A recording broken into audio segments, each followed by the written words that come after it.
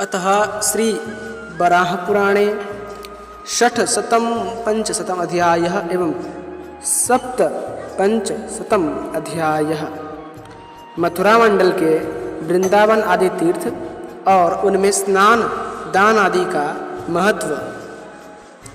भगवान वराह कहते हैं, वसुंधरे, अब मैं मथुरा मंडल के वत्स क्रीडन नामक तीर्थ का वर्णन करता हूँ। यहाँ लाल रंग की बहुत सी शिलाएं हैं। यहाँ स्नान करने मात्र से मनुष्य वायुदेव के लोक को प्राप्त होता है। यहीं दूसरा एक भांडीर वन भी है, जिसकी शाखों ताल, तमाल, अर्जुन,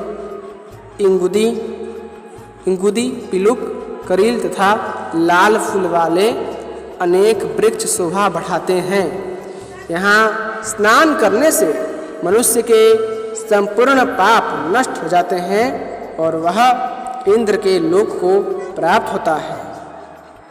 बलरियों तथा लताओं से आच्छादित यहाँ का रमणीय वृंदावन देवता, दानवों और सिद्धों के लिए भी दुर्लभ है। गायों और गोपालों के साथ मैं यहाँ कृष्णावतार में क्रीड़ा करता हूँ। यहाँ एक रात निवास तथा कालिंदी में अवगाहन कर मनुष्य गंधर्व लोक को प्राप्त होता है और वहाँ प्राणों का त्याग कर मनुष्य मेरे धाम को प्राप्त होता है। वसुंधरे, यहाँ एक दूसरा तीर्थ केसी स्थल है। वृंदावन के इसी स्थान पर मैंने केसी दैत्य का वध किया था। उस केसी तीर्थ में पिंडदान करने से गया में पिंड देने के समान ही फल मिलता है।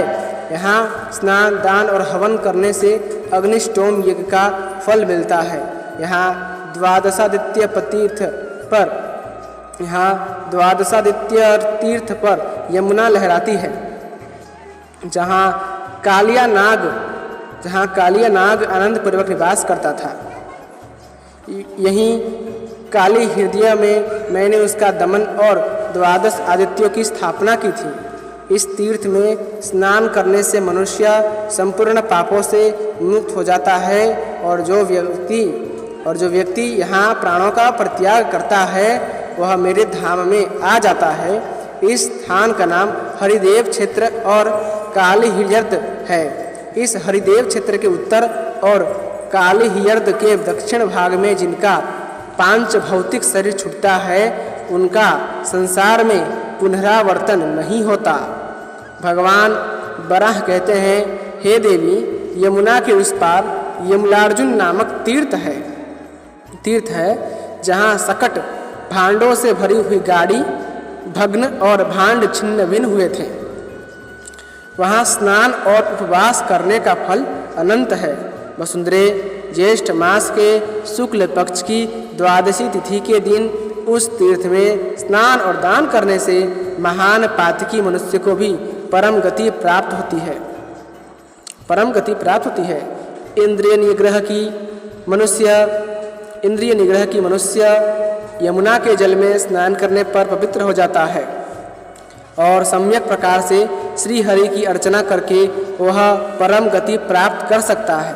हे देवी, स्वर्ग में गए हुए पितृगण यह गाते हैं, हमारे कुल में उत्पन्न जो पुरुष मथुरा में निवास करके कालिंदी में स्नान करेगा और भगवान गोविंद की पूजा करेगा तथा ज्येष्ठ मास के शुक्ल पक्ष की 12वीं तिथि के अवसर पर यमुना के किनारे पिंड दान करेगा, वह परम कल्याण का भाजन होगा। हे देवी, मथुरा तीर्थ महान है। अनेक नामों वाले बहुत से वन उसकी शोभा बढ़ाते हैं। वहाँ स्नान करने वाला मनुष्य भगवान रुद्र के लोक में प्रतिष्ठा पाता है। चैत्र मास के शुक्ल पक्ष की 12वीं तिथि के पुण्य अवसर पर यहाँ अवगाहन करने वाला मानव मेरे लोक में निश्चय ही चला जाता है। यमुना के दूसरे पार में भांड हृदय नाम से विख्यात एक दुर्लभ तीर्थ है। विश्व के अलौकिक कार्य को संपन्न करने वाले आदित्य गण वहाँ प्रतिदिन दृष्टिगोचर होते हैं। वहाँ जो मनुष्य स्नान करता है वह संपूर्ण पापों से मुक्त होकर सूर्य लोक को प्राप्त होता है।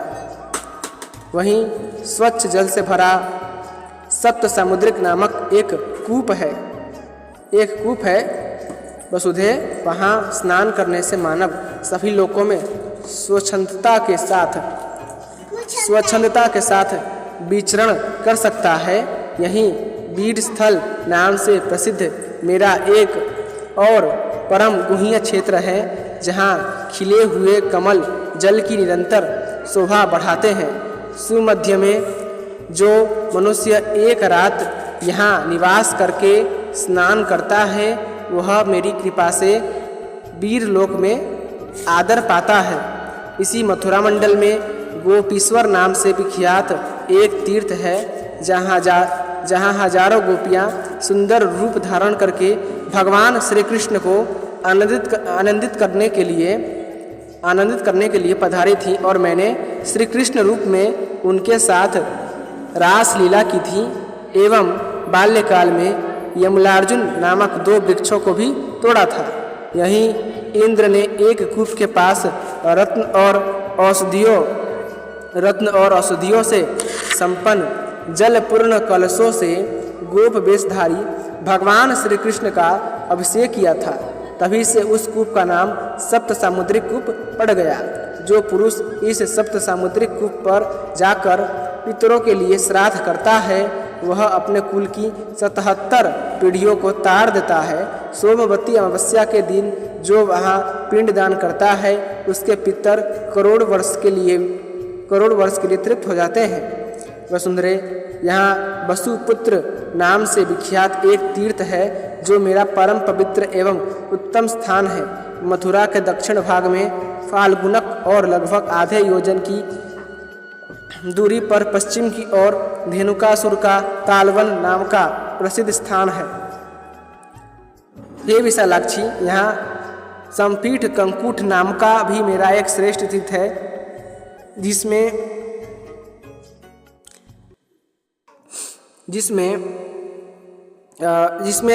सदा पवित्र एवं स्वच्छ जल भरा रहता है। जो लोग एक रात यहाँ निवास करके स्नान करते हैं उन्हें अग्निष्टोम यज्ञ का फल मिलता है, इसमें कोई संशय नहीं। वसुंधरे, कृष्णावतार में मैंने बड़े पवित्र भाव से सूर्य देव की आराधना की थी, जिससे मुझे पीछे सांब जैसे रूपवान, गुणवान एवं ज्ञानी पुत्र की प्राप्ति हुई थी। यहीं आराधना के समय मुझे हाथ में कमल लिए हुए भगवान सूर्य के दर्शन हुए थे। हे देवी, तब से भाद्रपद मास के कृष्ण पक्ष की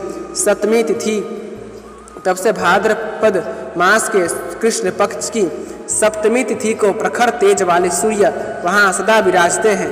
उस कुंड में जो मनुष्य सावधान होकर स्नान करता है उसे संसार में कोई भी वस्तु दुर्लभ नहीं रहती, क्योंकि सूर्य संपूर्ण संपत्तियों के दाता हैं। हे देवी, यदि रविवार को सप्तमी तिथि पड़ जाए तो उस शुभ समय में स्नान करने वाला पुरुष हो अथवा स्त्री, वह समग्र फल प्राप्त करता है। प्राचीन समय में राजा शांतनु ने भी इसी स्थान पर तपस्या कर भीष्म नामक परम पराक्रमी पुत्र को प्राप्त किया था, और जिसे लेकर वे तुरंत हस्तिनापुर के लिए प्रस्थित हो गए थे। अतएव वहाँ स्नान तथा दान करने से निश्चय ही मनोअभिलषित फल मिलता है।